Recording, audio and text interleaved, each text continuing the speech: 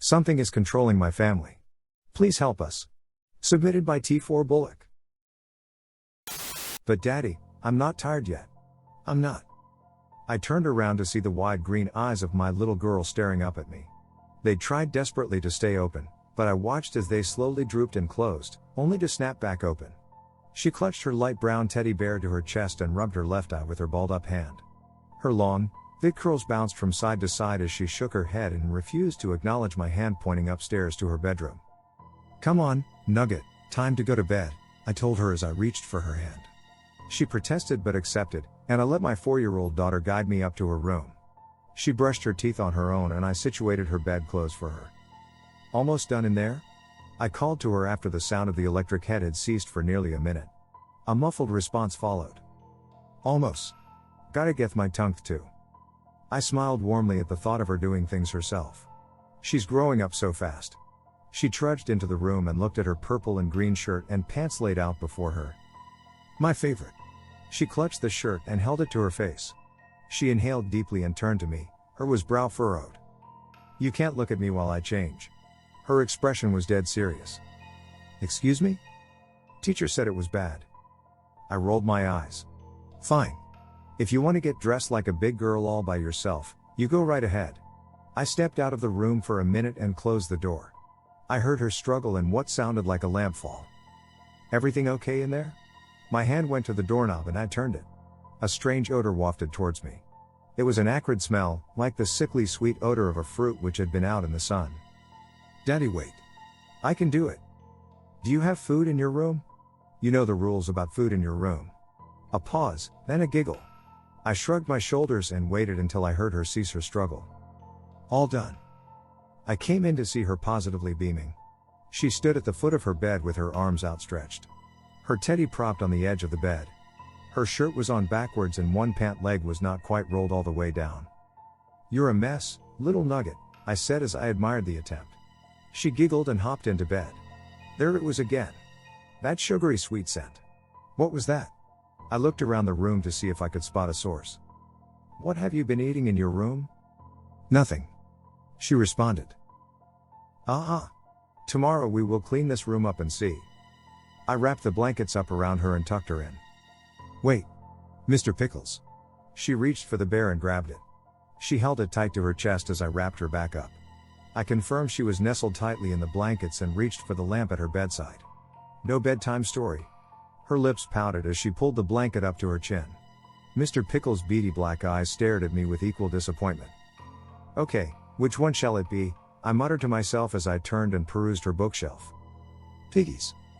I reached for her weathered and worn copy of 3 Little Pigs and sat down at her bedside. I noticed a coffee stain on the back of the book. I did not remember that from the last time I held it. She beamed at me as I opened the book and began to read. Her look of fear as I described how the wolf approached the house made of straw reminded me of the power of the whimsical mind of a child. The lamp at my daughter's bedside flickered. Then it flickered again and popped. The flash blinded me, and I was forced to close my eyes for a moment. I smelled industrial cleaner. Its pungent odor filled my nostrils and caused me to shake my head and gag. My eyes opened and I realized I was no longer in the warm pink-walled room which belonged to my daughter. I was in a sterile, clinical hospital room, seated on the edge of a metal-railed hospital bed. My daughter, my beautiful baby girl, sat next to me. I held her hand in mine as 3 little pigs rested in my other hand. Her hand was cold. Her lovely curls were gone. Her scalp was bare and pale. She appeared emaciated, with sunken cheeks and hollow eyes which gave her a skeletal appearance. Tubes crisscrossed her body and lines her arms as machines beeped all around the room. The room was frigid like the inside of a walk-in freezer. I felt my body begin to shiver. A nurse approached and spoke to me. Her voice was muffled, like she was far away. Sir. It's time for her chemo. Sir, can you hear me? The nurse's words echoed and reverberated around the room over and over. I'm sorry. What? I stood up and 3 little pigs tumbled to the floor. I bent to pick it up just as the nurse did. She knocked over my cup of coffee from the bedside table. It soaked the book cover entirely. Damn it, I am so sorry, she said as she wiped it down with a towel. The lights in the room flickered, once, then twice. My daughter reached out and touched my hand. Daddy? I was back in her bedroom. She held my hand. She was warm and vibrant and all smiles if a bit confused. "Why did you stop, Daddy?" I shook the cobwebs loose from my mind. What the hell just happened? I noticed ripples of gooseflesh on my arms. I was still cold. With a deep breath, I exhaled. I could see the fog come from my mouth. I inhaled a second time, and it was gone. Everything was back to normal. "Daddy? Are you okay?" "Never better, Nugget." She squeezed my hand tightly and I felt myself warm up instantly. She gripped my hand so tightly I felt a tingling sensation in my palm. I finished her bedtime story and she drifted off to sleep. I did not know what had occurred, but I easily pushed the thought out of my mind and went downstairs to pour myself a drink. I uncorked the bottle of Cabernet and let it breathe, and I grabbed 2 plates from the cabinet. I saw the parking brakes of a car as it backed into the driveway, and the sound of the garage door as it slid open. I walked to the kitchen and poured 2 glasses of the red wine. I heard the doorknob turn and the jingle of keys as my wife walked into the mudroom.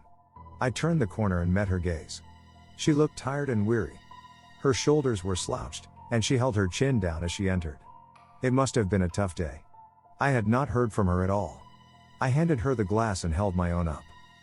"I can tell you've had a long day, sweetie. Dinner is ready whenever you are. Nugget is already washed up and in bed. You have nothing to do but relax now."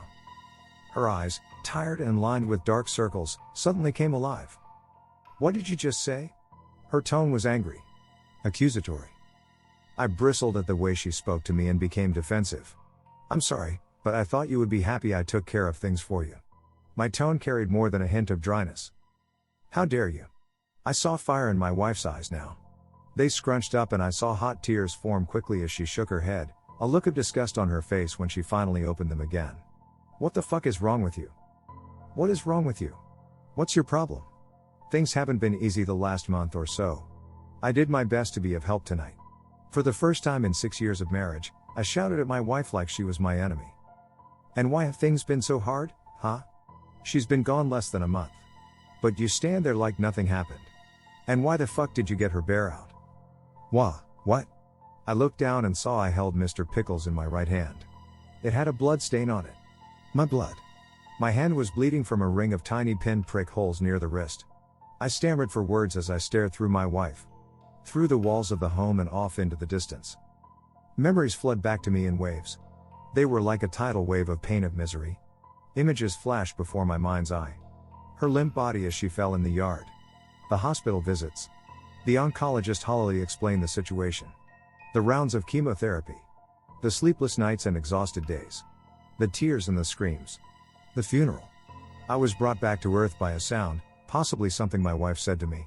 I stared eye to eye with her. "Something is in this house with us," I whispered to her.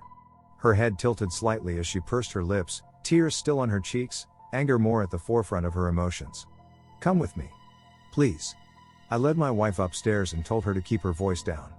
As we approached the bedroom door, the hairs on my arms stood up. "Whoa, that's weird." My wife's arms were covered in goose flesh as the house suddenly became bitterly cold. I pushed the door open slightly and we investigated the unnaturally dark bedroom. "Mommy?" I saw her head snap up and her eyes bulged from her face. A look of shock spread and paralyzed her entire body. The bedside lamp in the room flicked on. "Mommy, you look sad. Come sit with me." There she sat, wrapped in her blanket in her purple shirt. She looked as cute as could be, just as I remembered her.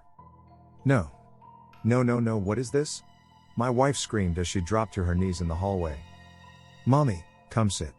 Now." Her voice was deep. Altered.